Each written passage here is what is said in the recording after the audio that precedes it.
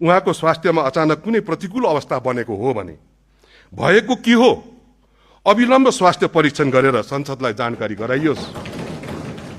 सम्माननीय प्रधानमन्त्री अब रासपाको मात्रै रहनु भएन, उहाँ हाम्रो पनि सम्पत्ति हो। उहाँको स्वास्थ्यको चिन्ता हामीलाई पनि छ।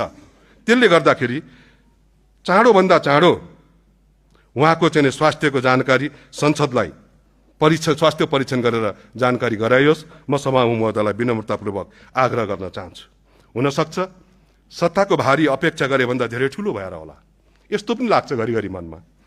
हाम्रा युवा प्रधानमन्त्रीको मन स्थिर र शान्त नदेखिएको त्यस्तो पनि लाग्न थालेको छ आज।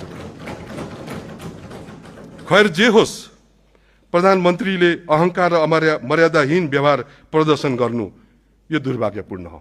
म विनम्रताका साथ भन्न चाहन्छु, यो दुर्भाग्यपूर्ण हो सभामुख महोदय। हिजोको उहाँको व्यवहारले जनताको मन कुडिएको छ, देशको शिर झुकेको छ।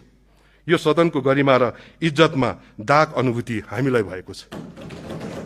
सभामुख महोदय, मेरो कुरा टुङ्ग्याउँदै गर्दाखेरि यस सम्बन्धमा श्रद्धेय सभामुखज्यूको भूमिकाका प्रति म टिप्पणी भन्दिनँ,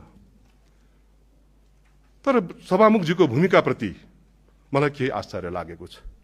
म चाहन्छु यो सदन सभामुखज्यूको चेतनाले यसलाई व्यवस्थित गरिदिने हो।